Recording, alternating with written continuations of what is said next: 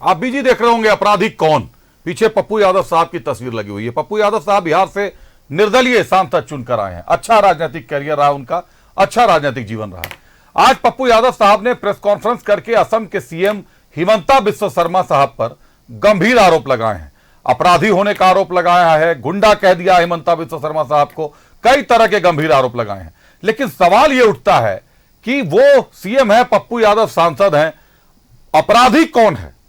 पप्पू यादव साहब का पृष्ठभूमि, पप्पू यादव साहब की पृष्ठभूमि क्या रही है? और पप्पू यादव साहब के चुनाव प्रचार करने में उन्हें कांग्रेस से टिकट चाहिए था, नहीं मिला तो निर्दलीय लड़ गए, जीत भी गए, लेकिन आज कांग्रेस के साथ हैं, कांग्रेस के लिए प्रचार प्रसार कर रहे हैं। लेकिन क्या पप्पू यादव के कांग्रेस के लिए प्रचार करने से कांग्रेस को फायदा होगा या नुकसान होगा? एक रिपोर्ट दिखाते हैं आपको, ध्यान से देखिएगा इस रिपोर्ट को। यह रिपोर्ट काम की आई है आपके लिए।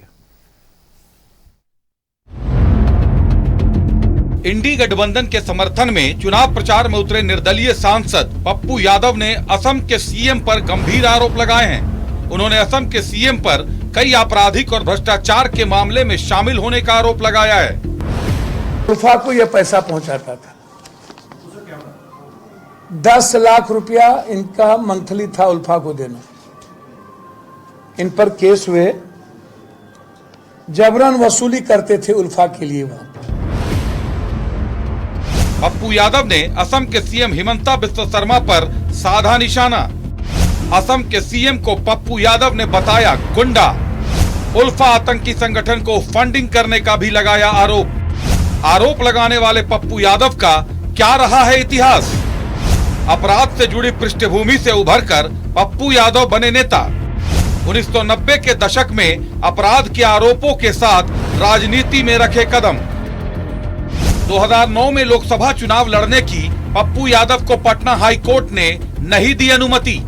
2 अप्रैल 2009 को पप्पू यादव की चुनाव लड़ने की याचिका की गई खारिज। हत्या के लिए दोषी ठहराए जाने पर याचिका हुई खारिज। आरजेडी प्रमुख लालू प्रसाद यादव ने पप्पू यादव को पार्टी से निकाला। 1995 में निर्दलीय सांसद के रूप में कार्यकाल के दौरान लगा बड़ा आरोप। पुरुलिया में हथियार गिराने के मामले में संलिप्त होने का आरोप।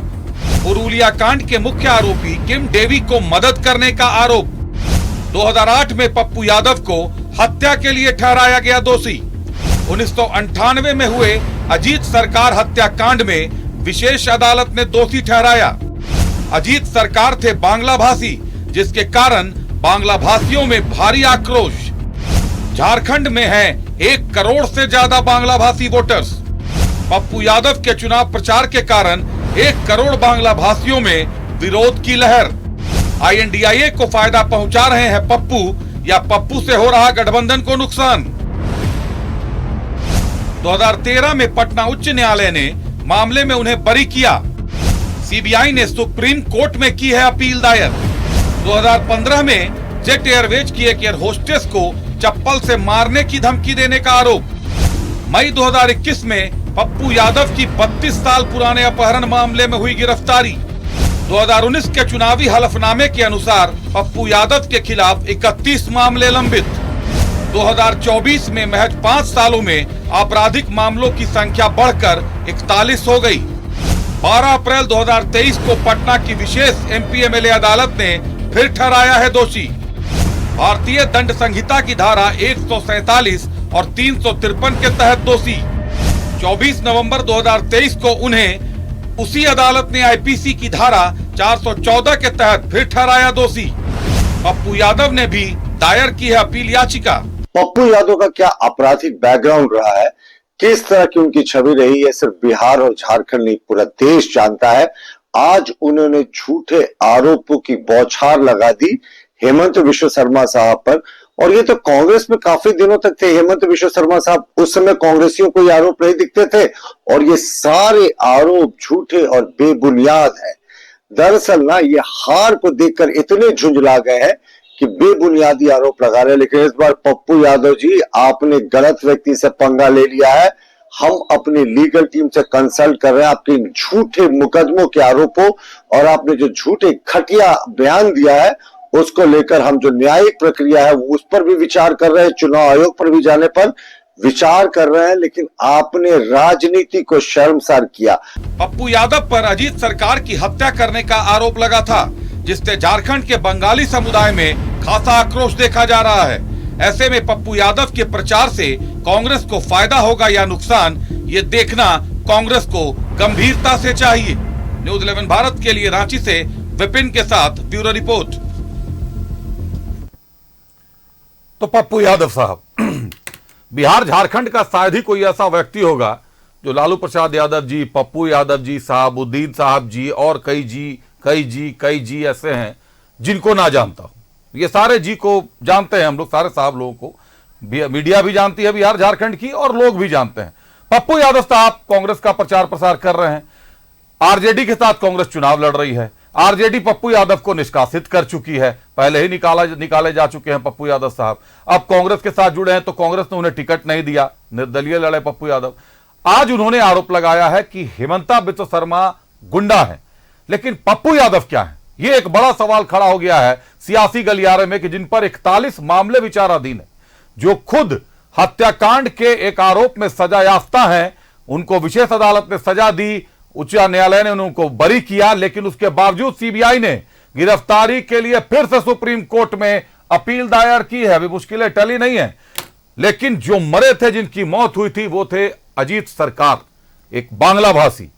और बांग्ला भाषियों के बीच ये बात खासी प्रचलित है, जो अजीत सरकार के परिवार वालों का आज भी आरोप है कि वो हत्या पप्पू यादव साहब ने की थी या करवाई थी, जो भी मामला हो। एक बार रुक करते हैं सहयोगियों का। श्रीकांत हमारे साथ जुड़े हैं गिरिडीह से, नौशाद जुड़े हुए हैं हमारे साथ, और सुरेंद्र बोकारो से जुड़े हैं। पहले श्रीकांत का रुक करते हैं। श्रीकांत के साथ तकनीकी खराबी दिख रही है, एक बार नौशाद का रुक करते हैं। नौशाद, आज प्रेस कॉन्फ्रेंस कर पप्पू यादव साहब ने हिमंता बिस्वा शर्मा पर कई गंभीर आरोप लगाए, उनको अपराधी बताया, आपराधिक छवि का बताया, कई सारे दस्तावेज, हालांकि कोई दस्तावेज उन्होंने मीडिया को नहीं दिया, एक डेट निकालकर कहा कि उल्फा को भी फंडिंग करते थे। लेकिन पप्पू यादव साहब का नाम पुरुलिया हथियार कांड के साथ भी जुड़ा हुआ है। किम डेवी को बचाने वाले पप्पू यादव, वो पप्पू यादव जिन पर 41 कांड लंबित हैं, अभी चल रहे हैं। कौन बड़ा अपराधी? एक बार आपके साथ जो लोग हैं उनसे पूछिए कि बड़ा अपराधी कौन, पप्पू यादव या हिमंता बिस्वा शर्मा?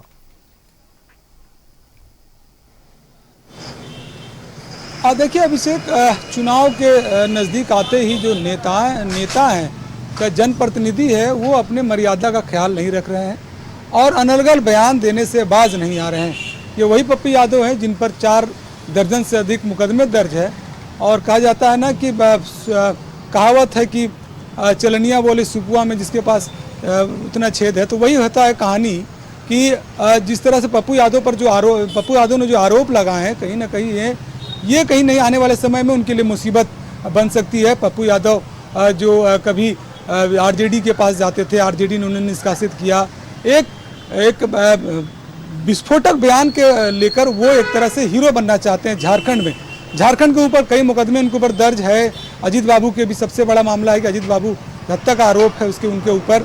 तो जाहिर सी बात है, एक विशेष समुदाय के खिलाफ उन्होंने फिर से जो हवा दे दी है, और एक विशेष समुदाय उनके खिलाफ लगातार पहले भी हमलावर था, और अब तो जिस तरह से बयान उन्होंने दिया है और जिस तरह से उनको जो अनर्गल बयान आ रहा है, ये कहीं ना कहीं उनको हताशा का परिणाम है। उनको पता है कि पप्पू यादव कि अगर हम बिहार में तो उनको कोई वहाँ पर वैसा कुछ बयान या फिर वैसा बिहार में कोई पूछ नहीं रहा। जाहिर सी बात है, चुनाव है झारखंड में अगर कुछ वैसे हम विस्फोटक बातें बोल दें, अनर्गल बातें बोल दें, तो वो हो सकता है। आपको पता होगा कि लॉरेंस बिश्नोई के मामले में एक फर्जी कॉल उनके पास आता है, जब वो लॉरेंस बिश्नोई के बारे में जब जो मामला विचाराधीन है, जो अभी जेल में व्यक्ति है, मामला कोर्ट में है, उसके खिलाफ जिस तरह से बाबा सिद्दीकी हत्याकांड में उन्होंने जो बयान दिया था, और जब वो फर्जी कॉल आता है, उसके बाद से उनकी सिट्टी पिट्टी गुम हो गई थी। आपको पता है कि जिस तरह से ऑडियो वायरल हुआ था, जिसमें 2-3 मिनट का वो ऑडियो था, जिसमें वो अगला बोल रहा है कि आप अपने रास्ते में काम करो, आप नेतागिरी करो, हमारे रास्ते में मत पड़ो। उसके बाद से उनका जवाब सबने देखा, सबने सुना, किस तरह से वो बोलते कि ये महज नेताओं का ट्वीट है और कुछ नहीं है। ये हम लोग का एक जब भी कुछ वैसे मामला होता है तो नेता एक ट्वीट करते हैं, मैं नहीं पढ़ता इस सब मामले में, मैं वैसा कुछ नहीं हूँ, वैसे कुछ बात नहीं है, ये वो करके बाद में फिर पता चलता है कि कॉल फर्जी है या फिर नहीं हो, तो फिर जांच का विषय है। लेकिन जो एक सिंपल कॉल से है और वाई और जेड श्रेणी की सुरक्षा की मांग करने लगते हैं, उसको वो दूसरे पर आरोप लगाते हैं, कहीं ना कहीं हताशा का परिणाम है और निराशा का परिणाम है कि अब झारखंड में चुनाव है और चुनाव में इसी बहाने कम से कम हीरो बन जाए, जिसको जो बिहार में जिसकी कोई पूछ नहीं है, किस तरह से रो रहे थे। आपको याद है जब उनको लोकसभा चुनाव और विधानसभा चुनाव के दौरान बिहार में जब टिकट को लेकर वो दरवाजे पर आए थे लालू जी के, और वहाँ पर जब बाहर निकलते ही फपक के रो पड़े थे।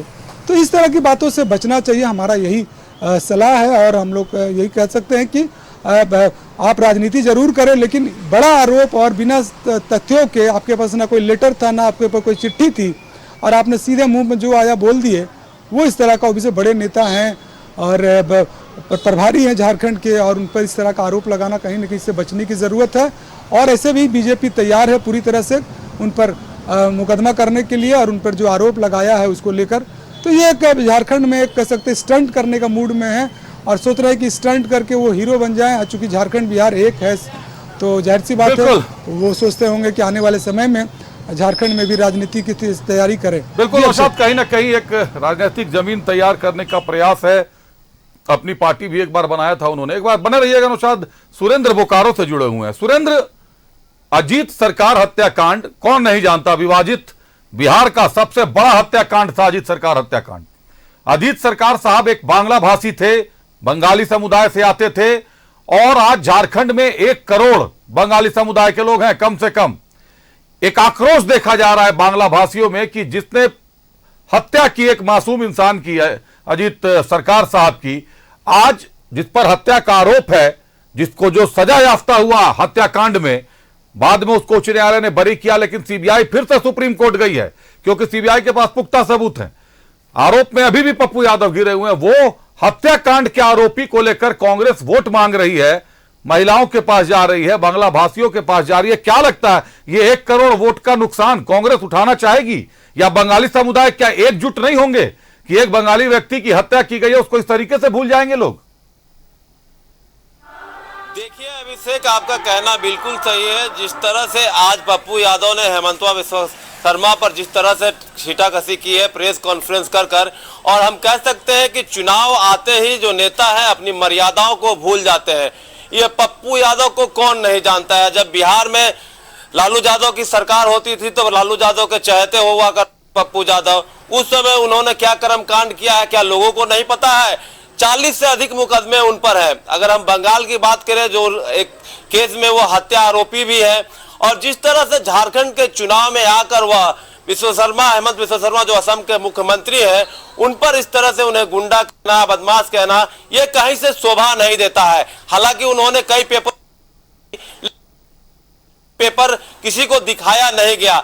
जिस तरह से अभी मैं सुन रहा था बीजेपी के प्रवक्ता, उन्होंने साफ तौर से कहा हमें जरूरत पड़ी तो हम कानूनी सलाह भी लेंगे और कानून के पास भी जाएंगे। जिस तरह से चुनाव में इस तरह का बयानबाजी कर वो समझ रहे हैं कि वोट उनके पक्ष में चला जाएगा, तो ये कहीं से उचित नहीं होगा। जिस समाज के लोग को, जिस समाज के व्यक्ति को उन्होंने हत्या की है, जो आरोप लगा है उन पर हत्या का, वो समाज भी एकजुट होगा। क्योंकि एक बिहार से आए हुए व्यक्ति ने कांग्रेस के तरफ से और वोट मांगने के चलते एक सीएम को, हेमंतवा विश्व शर्मा को गुंडा कहा, नहीं है, ये लोगों का भी मानना है। जी अभिषेक।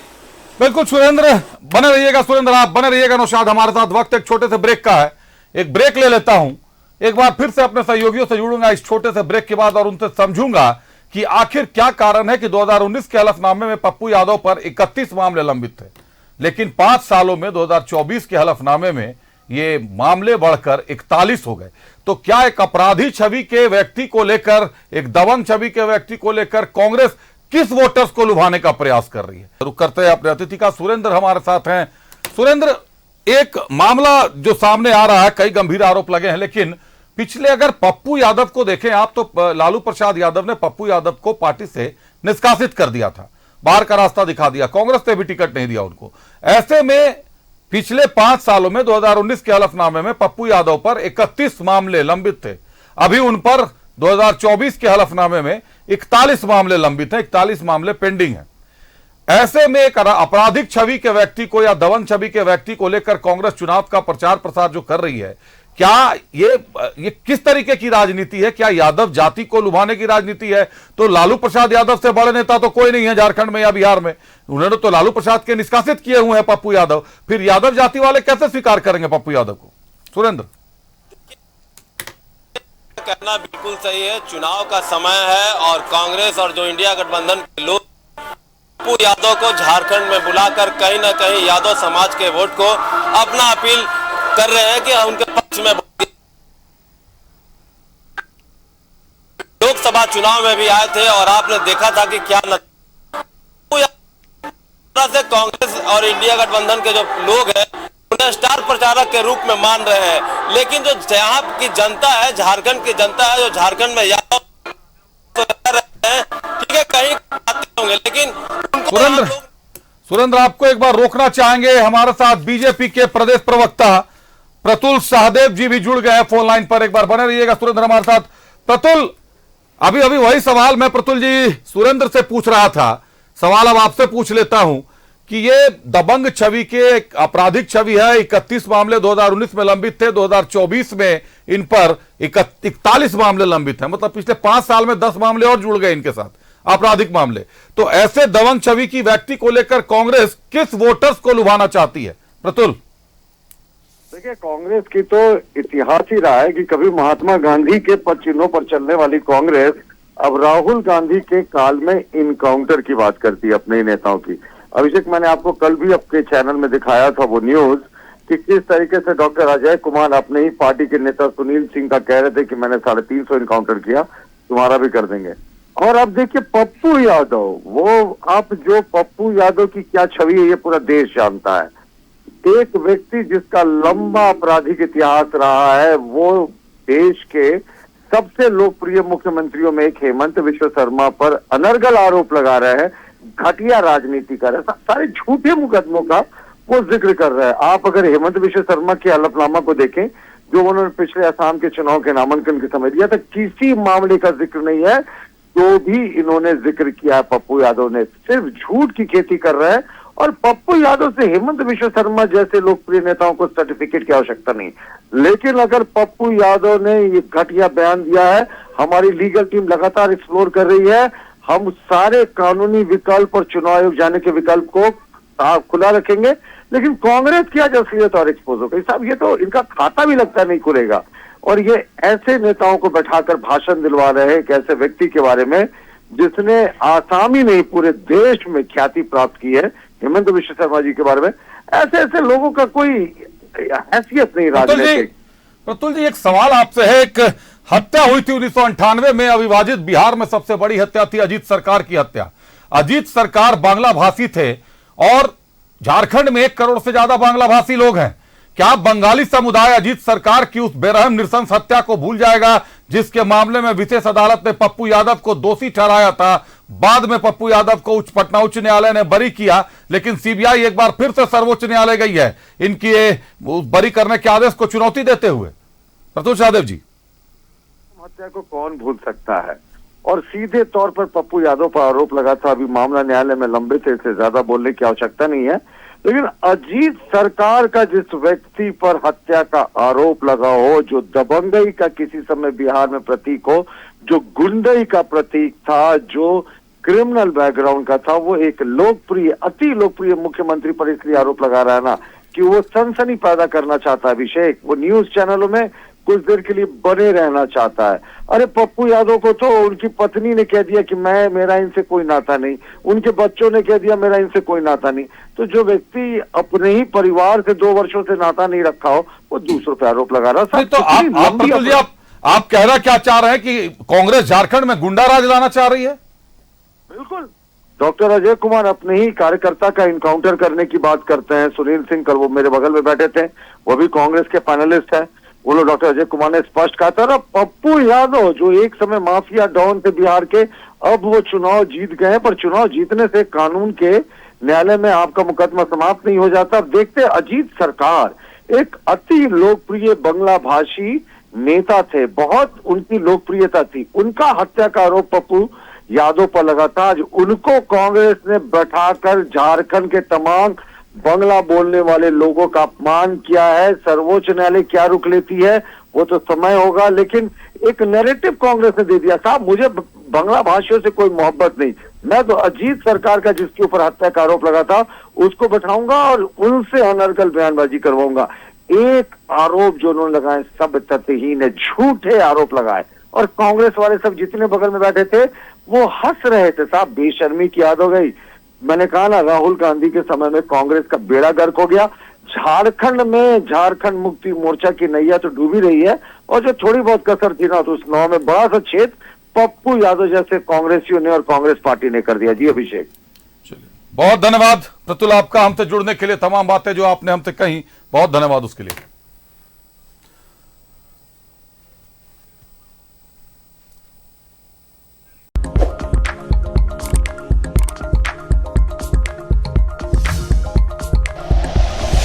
Like and share videos, subscribe करें हमारा चैनल और प्रेस करें बेल आइकॉन। न्यूज़ 11 भारत, सच है तो दिखेगा।